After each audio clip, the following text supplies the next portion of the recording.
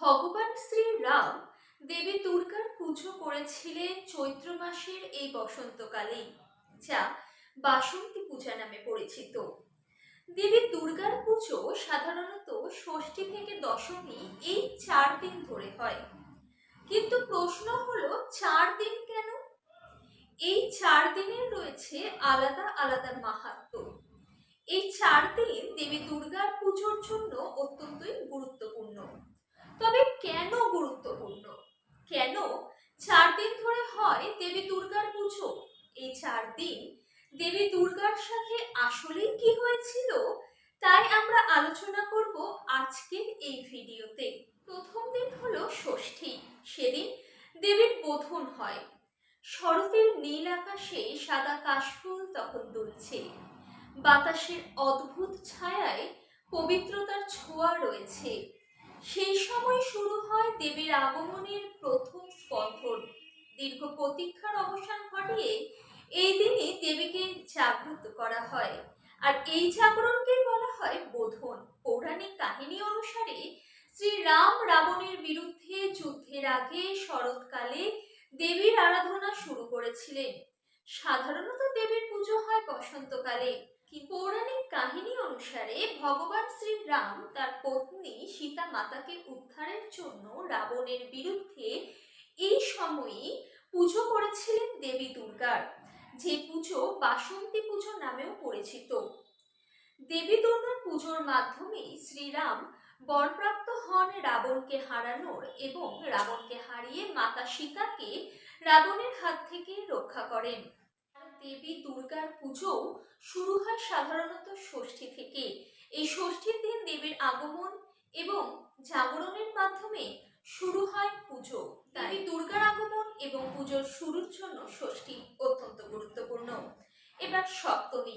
সেদিন হয় নবপত্রিকা স্নান। ভোরের আলো ফোটার আগেই শুরু হয় সপ্তমীর আচার।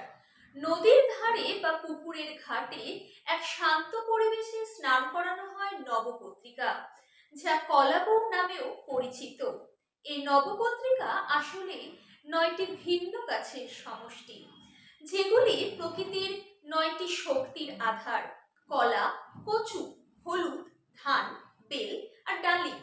এই সব কিছুর মধ্যেই লুকিয়ে আছে জীবনের মূল শক্তি, উর্বরতা ও সৃষ্টির প্রতীক।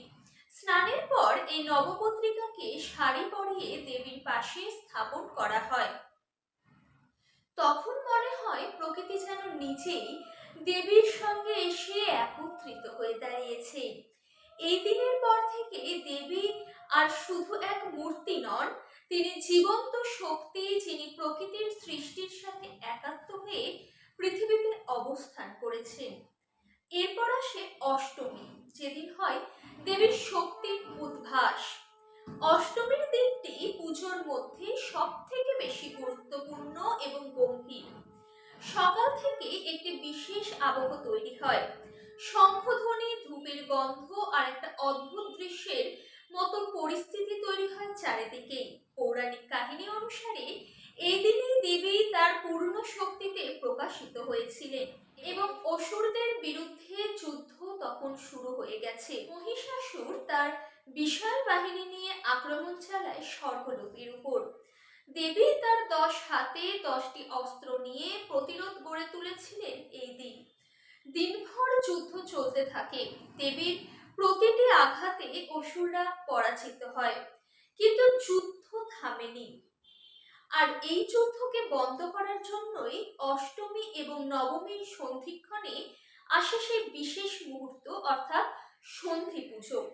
এই সময় দেবী চণ্ডী রূপে আবির্ভূত হন, এবং তার ভয়ঙ্কর রূপে ভয় পেয়ে যায় অসুর, মহিষাসুর প্রত্যেকেই। দেবী চণ্ডী রূপে ধ্বংস করতে থাকেন অসুরদের।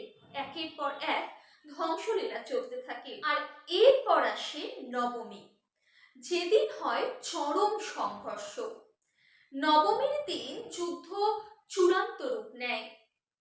এখন আর এটি একটি সাধারণ সংঘর্ষ ছিল না, বরং শক্তি আর অধর্মের মধ্যে ছিল ভয়ঙ্কর যুদ্ধ। মহিষাসুর বারবার তার রূপ বদলাতে থাকে, কখনো মহিষ, কখনো মানুষ, কখনো ভয়ঙ্কর দানব। আর তার প্রতিটি রূপে লুকিয়ে থাকে এক নতুন নতুন চ্যালেঞ্জ। দেবী তার বিভিন্ন রূপকে একে একে ধ্বংস করতে থাকেন। দেবীও কখনো কখনো শান্ত, আবার কখনো কখনো চামুন্ডা, কালী, কাত্যায়নী এই সমস্ত রূপ ধারণ করে যুদ্ধক্ষেত্রকে রক্তে রঞ্জিত করতে থাকে। আকাশ ভারী হয়ে ওঠে সংঘর্ষের শব্দে। এই দিনই স্পষ্ট হয়ে ওঠে যে এই যুদ্ধের শেষ খুব কাছে। আর দশমীর দিন ঘটে বিজয়ের আলো। দশমীর প্রভাতে চারিদিক যেন এক অদ্ভুত নীরবতা লক্ষ্য করা যায়, যেন প্রকৃতি নিজেই অপেক্ষা করছে যুদ্ধ শেষ মুহূর্তের জন্য। এই দিন মহিষাসুর শেষবারের মতন সমস্ত শক্তি দিয়ে আক্রমণ চালায় দেবীর উপর। কিন্তু দেবী তার অদম্য শক্তি এবং তার প্রতিরোধ ক্ষমতার দ্বারা অবশেষে মুহূর্তের মধ্যে মহিষাসুরকে আঘাত করে বধ করেন। আর তার পতনের সঙ্গে সঙ্গে শেষ হয় অসুর শক্তির আধিপত্য। চারিদিকে ছড়িয়ে পড়ে আলো এবং দেবতারাও স্বস্তি পায়, মানুষ ফিরে পায় শান্তি। এই বিজয়ের দিনে বিজয়া দশমী নামে পরিচিত, যেখানে শুভ শক্তি অশুভকে পরাজিত করেছে। বিদায়ের অনুভূতি কিন্তু বিজয়ের আনন্দের মধ্যে লুকিয়ে থাকে। বিজয়ার আনন্দও যেন বিদায় মুহূর্তে বেদনায় পরিণত হয়। পৃথিবীতে কারোরই অবস্থান চিরস্থায়ী নয়। তাই যুদ্ধ শেষে পুজো নেওয়ার পর দেবী পুনরায় ফিরে যান কৈলাসে তার পতির কাছে। আর তাই দশমীর দিন বিসর্জন দেওয়া হয় দেবীকে। দেবীর রূপ সেদিন প্রকৃতির মাঝে এড়িয়ে যায়, কিন্তু তার শক্তি, আশীর্বাদ এবং তার শক্তির মাধ্যমে শিখানো চির শিক্ষা থেকে যায় এই পৃথিবীর মধ্যে নিরন্তর, যা বারবার ফিরে আসে আমাদের মাঝে। তাহলে এই ছিল ষষ্ঠী থেকে দশমী পর্যন্ত গল্প। এবার বুঝতে পারলেন তো কেন দেবীর আরাধনায় এই 4 দিনই অত্যন্ত গুরুত্বপূর্ণ এবং নিজস্ব মাহাত্ম্য বহন করে।